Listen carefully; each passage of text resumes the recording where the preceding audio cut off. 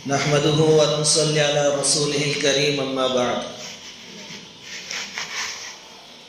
قال رسول الله صلى الله عليه وسلم المسلم من سلم المسلمون من لسانه ويده او كما قال عليه الصلاة والسلام۔ بزرگوں اور پیارے بھائیوں،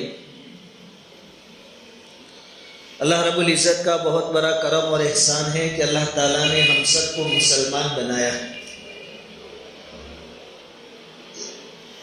حقیقی معنی میں مسلمان کس کو کہا جاتا ہے؟ نبی کریم صلی اللہ علیہ وسلم نے بیان فرمایا کہ سچا اور حقیقی مسلمان کون ہے۔ میں نے آپ کے سامنے ایک حدیث پڑھی جس میں نبی کریم صلی اللہ علیہ وسلم نے ارشاد فرمایا کہ سچا اور حقیقی مسلمان وہ ہے جس کی زبان اور ہاتھ کی تکلیف سے دوسرے مسلمان محفوظ رہے۔ یعنی نہ ایک مسلمان اپنی زبان سے کسی دوسرے مسلمان کو تکلیف پہنچاتا ہے، نہ اپنے ہاتھوں کے ذریعے۔ محدثین نے ایک نقطہ یہاں بیان فرمایا کہ حضور نے یہاں ہاتھوں کا ذکر بعد میں کیا، زبان کا ذکر پہلے کیا، حالانکہ تکلیف دونوں سے پہنچ سکتی ہے۔ علماء فرماتے ہیں کہ زبان کا ذکر اس لیے پہلے کیا کہ عام طور پر زیادہ تر تکلیف زبان سے پہنچائی جاتی ہے۔ ہاتھ سے تو تکلیف اگر کوئی پہنچائے تو مقابلے کا ڈر رہتا ہے کہ میں کسی کو تھپڑ ماروں گا تو جواب میں وہ بھی مار سکتا ہے، جیسے کو تیسا والا معاملہ ہو سکتا ہے۔ زبان تو حقیقی مومن سچا مسلمان وہ ہے جس کی زبان اور ہاتھوں کی تکلیف سے دوسرے مسلمان محفوظ رہے۔ انسان اشرف المخلوقات، اللہ تعالیٰ کی بے شمار مخلوقات میں سب سے زیادہ شرف والی مخلوق انسان، انسانوں میں بھی ایمان والا مسلمان سب سے زیادہ قیمتی، اس کے ذریعے کسی اور کو تکلیف پہنچے یہ عام طور پر ہو نہیں سکتا۔ بھولے سے پہنچ جاوے الگ بات، لیکن جان بوجھ کر نہیں ہو سکتا۔ حتیٰ کہ ایک مسلمان سے اور ایک انسان سے چیونٹی جیسی چھوٹی مخلوق بھی حسن ظن رکھتی ہے اس بات کا کہ انسان جان بوجھ کر مجھے تکلیف نہیں پہنچائے گا، بغیر کسی مجبوری اور بغیر کسی عذر کے مجھے نہیں مارے گا۔ چیونٹی جیسی چھوٹی مخلوق یہ بھی ہمارے بارے میں یہ گمان کرتی ہے۔ قرآن کریم میں سورہ نمل ہے، نمل یعنی چیونٹی، اس کے اندر یہ واقعہ بیان کیا ہے کہ حضرت سلیمان علیہ السلام اپنے لشکر کے ساتھ جا رہے تھے تو اسی راستے میں جہاں سے آپ کو گزرنا تھا چیونٹیاں تھیں۔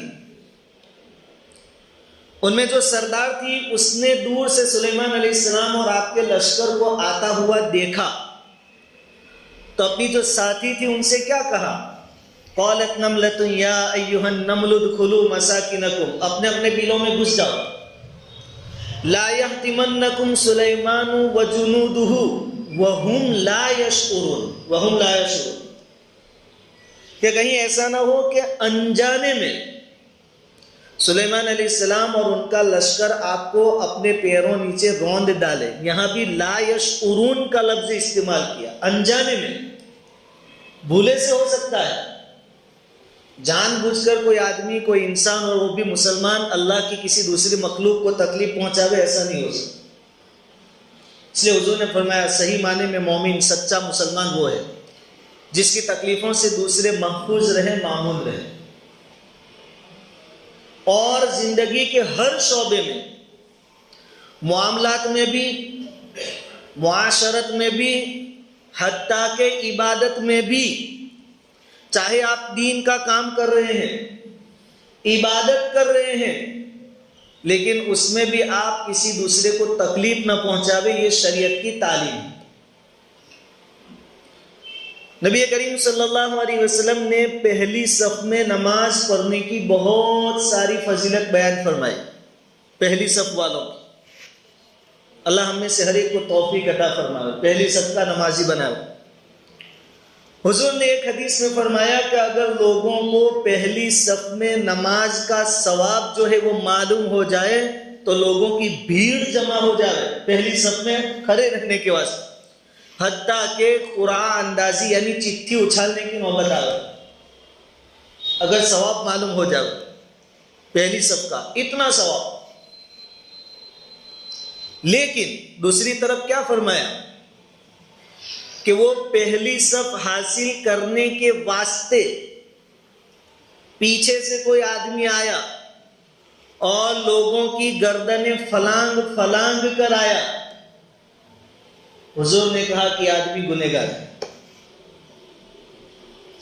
ترمذی شریف کی روایت ہے، اور جمعہ کے دن کے بارے میں حضور نے خاص کہا ہے، من تخطى رقاب الناس یوم الجمعہ اتخذ جسرا الى جہنم، او کما قال علیہ الصلوۃ والسلام کہ جس نے جمعہ کے دن لوگوں کی گردنیں فلانگی،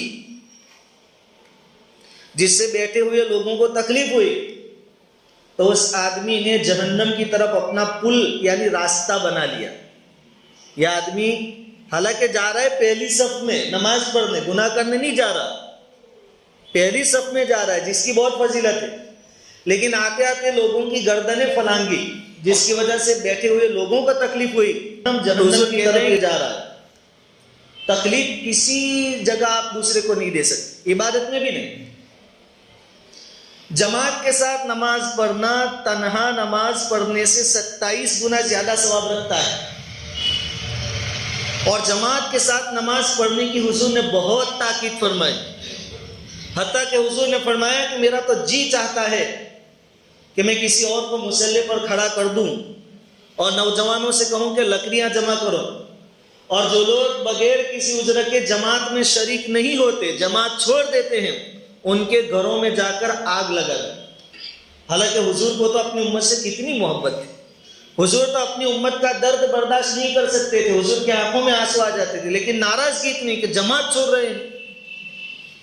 جماعت کا اتنا ویلیو بیان کیا، لیکن دوسری طرف مسئلہ یہ ہے کہ کسی آدمی کو اللہ نہ کرے کوئی ایسی بیماری ہے کہ جس کی وجہ سے دوسروں کو تکلیف ہو۔ مثال کے طور پر کسی کے جسم میں ایسا پسینہ ہوتا ہے جس سے بہت بدبو آ رہی، تو چاہے جماعت کی نماز کا ویلیو بہت ہے، اس کی فضیلت بہت ہے، لیکن اس آدمی کے لیے مسئلہ یہ ہے کہ وہ جماعت کے ساتھ نماز نہ پڑھے، گھر میں نماز پڑھے، تنہا نماز پڑھے، کیونکہ اس کی وجہ سے دوسروں کو تکلیف ہو۔ جماعت کی نماز چھوڑنے کی اجازت، لیکن تکلیف نہیں ہونی چاہیے کسی اور کو۔ عبادتوں میں اتنا خیال، اس لیے کہا گیا جمعہ کے دن جمعہ کی نماز سے پہلے غسل کر کے آیا کرو۔ کوئی بازار سے آیا ہے، کوئی کھیت میں سے آیا ہے، پسینے کی بدبو مجمع زیادہ ہوتا ہے تو دوسروں کو تکلیف ہوگی، خوشبو لگا کر آیا کریں، سنت۔ تو کسی بھی عمل کے ذریعے کسی دوسرے کو تکلیف پہنچے، شریعت اس کو برداشت نہیں کرتی، اس پر وعیدیں آئی، گناہ ہے، اللہ کا عذاب آئے گا، پکڑ ہوگی، سوال ہوگا۔ روزہ اللہ کو بہت پسند، رمضان کے روزے تو فرض ہے ہی ہے، اس کے علاوہ نفلی روزے رکھنا بہت عبادت کا کام ہے۔ روزے کو تو حضور نے ڈھال کہا ہے، یعنی جہنم سے بچاؤ کے لیے ڈھال ہے۔ جیسے آدمی تلوار کے حملے کو اپنی ڈھال سے دفاع کرتا ہے، اپنا دفاع کرتا ہے، اپنے آپ کو بچاتا ہے، ویسے نفلی روزوں اور روزوں کے ذریعے آدمی اپنے آپ کو جہنم سے بچاتا ہے۔ آپ نے نفلی روزہ رکھا، نفلی روزہ، اور آپ کے گھر کوئی جانا پہچانا آدمی مہمان کے طور پر آیا، وہ آنے والا مہمان ایسا ہے کہ اگر آپ اس کے ساتھ بیٹھ کر کھانا نہیں کھائیں گے تو اس کے دل میں تکلیف ہوگی۔ اب آپ کا تو روزہ ہے، شریعت کہتی ہے کہ نفلی روزہ آپ توڑ دو، لیکن اس کے دل کو تکلیف نہ پہنچنے دو، اس کا دل رکھ لو، اس کو تکلیف نہیں ہونی چاہیے، روزے کی بات میں قضا کر لیں۔ اتنا خیال کہ ہمارے کسی بھی عمل سے دوسرے کو تکلیف نہ ہو، روزہ توڑ دو۔ زکوٰۃ ادا کرنا یہ ایک بہت بڑا فریضہ ہے، ایک رکن ہے اسلام کا، ستون ہے، اس کی بہت فضیلت ہے، لیکن وہاں بھی ہدایت یہ ہے کہ آپ جس کو دے رہے ہیں دینے کے بعد اس کو کسی طرح کی تکلیف مت دو. یا ایھا الذین آمنوا لا تبطلوا صدقاتکم بالمن والاذی. احسان جتلا کر یا کوئی اور کام کروا کر تکلیف پہنچا کر اپنے صدقات کو برباد مت کرو. زکوٰۃ کا ثواب اپنی جگہ، لیکن آپ نے زکوٰۃ بھی دی اور بعد میں سامنے والے کو ستایا بھی، کسی بھی طرح احسان جتلا کر یا کچھ اس کی مجبوری کا فائدہ اٹھا کر اس کو دبا کر، تو کہا تمہارا ثواب برباد ہو جائے گا، کیونکہ آپ سامنے والے کو تکلیف دے رہے ہیں.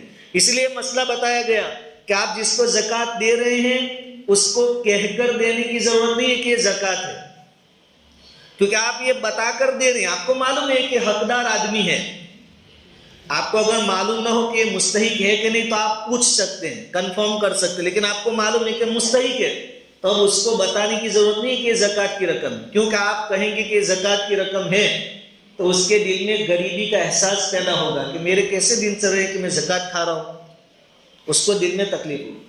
اس لیے کہا کہ آپ زکوٰۃ کہہ کر نہ دو، بلکہ بھائی ہدیہ میری طرف سے اپنے رشتہ داروں کو دو. عید کے موقع پر چاہے آپ زکوٰۃ کی رقم دے رہے ہیں لیکن عیدی کے نام کے دے دو، یہ عید میری طرف سے، تاکہ سامنے والے کو تکلیف نہ ہو، اس کا دل نہ ٹوٹے.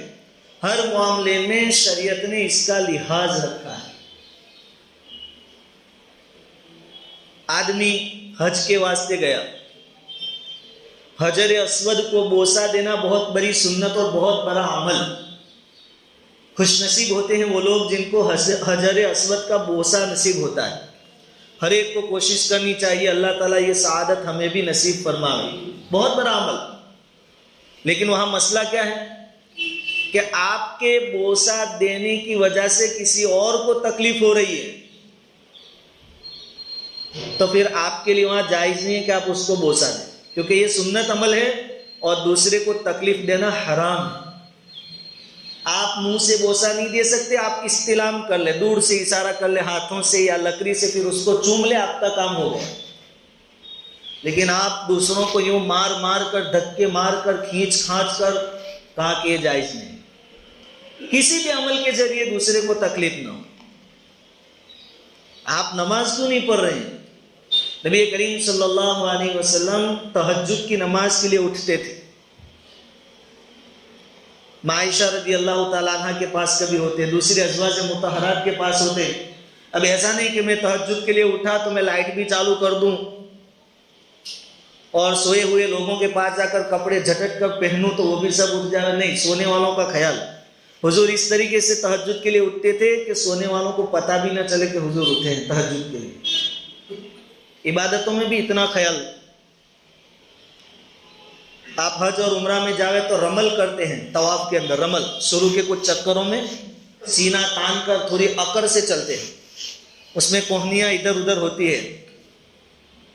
کہا کہ عمل سنت تو ہے، لیکن اس عمل کی وجہ سے اگر دوسروں کو تکلیف ہوتی ہو تو آپ رک جائیے. بھیڑ کم ہو، لوگ کم ہو، اس کے بعد آپ اپنا عمل کیجیے. اور اگر یہ موقع نہیں ملتا رمل چھوڑ دیجیے. لیکن آپ ایک دینی کام کرنے کے واسطے دوسروں کو تکلیف دے، شریعت کو یہ گوارا نہیں. ایسی کئی مثالیں ہیں. اللہ کے ایسے ایسے بندے دنیا سے گزرے ہیں. ہم میں سے ہر آدمی یہ چاہتا ہے، ہم دعا میں مانگتے ہیں یا اللہ رمضان کی موت نصیب فرما، آخری عشرے کی موت نصیب فرما. آخری عشرے میں لیلۃ القدر ہوتی ہے. مفتی محمد شفیع صاحب رحمۃ اللہ علیہ، پاکستان کے مفتی اعظم مرحوم، جن کی قرآن کریم کی تفسیر ہے معارف القرآن، ان کا جب انتقال ہوا تو انتقال سے پہلے رمضان کا مہینہ تھا، پورا مہینہ رمضان. اب ان کو احساس ہو گیا تھا کہ زندگی سے رخصت کا وقت آ چکا ہے. انہوں نے اپنے آخری دنوں میں اپنے بیٹے سے یعنی مفتی تقی صاحب سے، جو آج حیات ہے، اللہ ان کی عمر کو عافیت کے ساتھ دراز فرمائے، ان سے کہا کہ مجھے محسوس ہو چکا ہے جب میرا وقت ختم ہو گیا، مرنا تو ہے ہی ہے. میرے دل میں بھی ایک خیال آیا بار بار رمضان میں کہ میں اللہ سے دعا کروں کہ آخری عشرے میں مجھے موت آ جائے. جس کا خاتمہ اچھا اس کا انجام اچھا. لیکن فوراً بعد میرے دل میں ایک خیال آتا رہتا ہے کہ اگر میں رمضان میں اور آخری عشرے میں مر گیا تو مجھے تو سہولت ہو جائے گی کہ رمضان کا آخری عشرہ ملا، لیکن میرے جو متعلقین ہیں، رشتہ دار ہیں، وہ بیچارے روزے کی حالت میں ہوں گے. میری موت کی وجہ سے ایک تو ان کو صدمہ پہنچے گا، دوسری بات میری تجہیز اور تکفین، نہلانا، غسل دینا، کفنانا، جنازہ وغیرہ میں اور تکلیف ان کو اٹھانی پڑے گی. تو ان کی اس تکلیف کا خیال مجھے آ جاتا ہے، جس کی وجہ سے رمضان کا مہینہ گزر گیا لیکن میں نے یہ دعا نہیں کی کہ اللہ اس رمضان میں مجھے موت دے. رمضان کی موت اس لیے نہیں مانگ سکے تاکہ میری رمضان کی موت کی وجہ سے دوسروں کو تکلیف نہ ہو. انہوں نے اتنا خیال رکھا، اتنا احتیاط رکھا، دوسروں کو تکلیف نہ ہو. یہ شریعت کی تعلیم ہے. اس کے مقابلے میں ہم لوگ ہیں،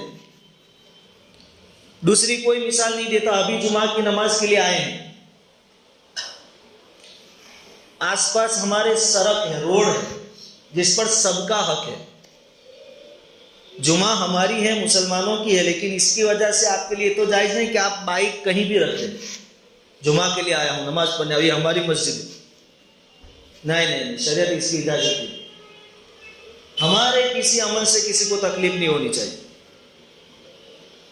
پوری دنیا کو سلیقے اور طریقے سکھانے کی ذمہ داری ہماری تھی، لیکن سب سے زیادہ بدسلوکی ہمارے اندر ہے. کوئی بھی بڑا کام، جب آپ مسجد میں آئے تو آپ اپنی بائک روڈ پر نہیں رکھ سکتے، تو شادی کے وقت آپ روڈ کیسے بند کر سکتے ہیں، سڑک کیسے بند کر سکتے ہیں جس پر لوگوں کا حق. جنازہ بھی لے جاوے تو ایک طرف چلنا چاہیے تاکہ ٹریفک بند نہیں ہو، ہماری وجہ سے کسی اور کو نقصان نہ ہو، تکلیف نہ ہو. یہ باتیں بہت چھوٹی ہے جس کو ہم اگنور کرتے، دھیان نہیں دیتے، لیکن ان چیزوں کی وجہ سے دوسری قوموں میں ہمارے لیے نفرت پیدا ہوتی ہے. کوئی کیا کرتا ہے ہمیں اس سے کوئی تعلق نہیں، ہمارا کام تو حضور کی پیروی کرنا ہے. نبی کریم صلی اللہ علیہ وسلم کی تعلیمات کو فالو کرنا یہ ہماری ذمہ داری ہے. لقد کان لکم فی رسول اللہ اسوۃ حسنہ، حضور نے کر کے دکھایا، وہ ہمیں کرنا. اگر ان چیزوں پر ہم نے عمل کیا تو انشاءاللہ تعالی اسلام کی صحیح تصویر دنیا والوں کے سامنے ہم پیش کر سکیں گے. سب سے پہلا فائدہ تو ہمارے آپس میں جو نا اتفاقیاں ہیں، دلوں میں رنجشیں ہیں، انشاءاللہ وہ ختم ہو جائے گی. دوسروں کا خیال رکھنے والے ہم بنیں. اور یہ تعلیم ہمارے لیے بھی ہے، ہمارے گھر والوں کے لیے بھی، اور خاص کر کے ہماری آنے والی نئی نسل کے لیے بھی. اگر ایسے نمونے کے مسلمان پیدا ہوئے جو عملی طور پر دعوت دینے والے بنیں گے تو اس کا رزلٹ بہت جلد ملے گا اور بہت اچھا ملے گا. اور خاص کر ہماری جو نئی نسل ہے ان کی تعلیم کی بھی فکر اور ان کی تربیت کی بھی فکر بہت ضروری ہے. ہم چھوٹے بچوں کی تعلیم کے لیے کتنا وقت دیتے ہیں؟ 2 گھنٹے مدرسے میں، اس کے بعد دنیاوی تعلیم کے لیے پورا دن، 6 گھنٹے کی اسکول، ٹیوشن، لیسن، اس سے کوئی منع نہیں کرتا. یہ سب ضروری ہے، سب ہونا چاہیے. لیکن تعلیم اور تربیت دینی لائن کی جو ہے وہ بچوں کو دینا بہت ضروری. حالات بھی کچھ ایسے ہیں، اب اسکولوں میں پڑھایا بھی کیا جائے گا اور کیا پڑھایا جا رہا ہے ہم سب جانتے ہیں. اس لیے ہم اپنی نسل سے غفلت نہیں برت سکتے. ان کی دینداری کی فکر ہماری ذمہ داری، اور خود کی دینداری کی فکر بھی ہماری جوابداری، ہماری ذمہ داری. اب بڑوں کے لیے بزرگوں نے دعوت و تبلیغ کا طریقہ نکالا کہ آپ دعوت و تبلیغ کا آسان طریقہ ہے، اس کو اختیار کرو، دین کی باتیں سیکھو، دین کے طریقے سیکھو. تو بڑے اس میں قربانیاں دے، اور چھوٹوں کے لیے مدرسے نکالے، مدرسوں کی بنیاد ڈالی، ان کو ہم وہاں بھیجیں. اور آج کے دور میں مدرسوں کو مضبوط کرنا بہت ضروری ہے. آپ اپنی اولاد کو مال و دولت لیے بغیر مر جائیں گے، یہ کوئی افسوس کی بات نہیں ہے. آپ نے اگر اس کو دین کا علم دلا دیا ہے، قرآن پڑھتے سکھا دیا ہے، دینی کتابیں پڑھتا کر دیا ہے، تو وہ اولاد آپ کے کام آئے گی، وہی آپ کو ایصال ثواب کرے گی.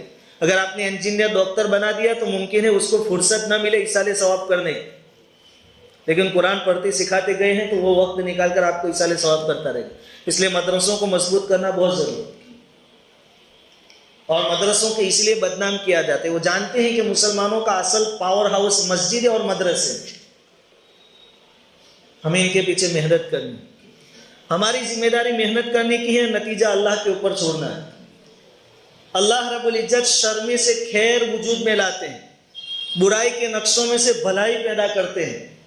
نبی کریم صلی اللہ علیہ وسلم نے جب مکہ میں دعوت دینا شروع کیا، مشرکین مکہ کو ٹینشن آیا اور پھر حج کا سیزن آ رہا تھا، تو مشرکین مکہ نے سوچا کہ مکہ والوں کو تو ہم روک نہیں پا رہے، اور اب حج میں تو دوسرے علاقوں سے بھی لوگ آئیں گے، اور جب لوگ آئیں گے تو محمد ان سے ملیں گے، ان کو دین کی دعوت دیں گے، تو دین اور پھیلے گا، اسلام اور پھیلے گا.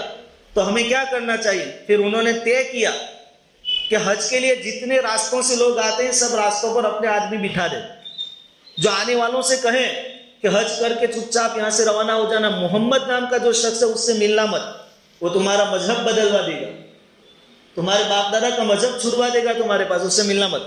تو آدمی کھڑے ہو گئے. اب ایک شر کا نقشہ ہے، لیکن اللہ تعالیٰ نے اسی شر میں سے خیر پیدا کی. وہ جتنوں کو روکتے تھے ان کو اور شوق ہوتا تھا کہ کم سے کم محمد کو دیکھ تو لے کہ وہ کون ہے، اور دیکھنے کے لیے ایسے حضور کے پاس آتے تھے، اور جو بھی آیا اس نے حضور کی بات سنی، اسلام میں داخل ہو گئے. تو نقشے جو بھی ہو، مدرسوں کو جو بھی بدنام کیا جاوے، دعوت و تبلیغ کے اوپر جو بھی کیچڑ اچھالا جاوے، اسے پریشانی کوئی نہیں. ہمارا کام خاموشی کے ساتھ محنت کرنا. شر میں سے خیر پیدا کرنے والا اللہ ہے، باقی کا کام اللہ کرے. ہمیں دھیان دینا اس کے اوپر.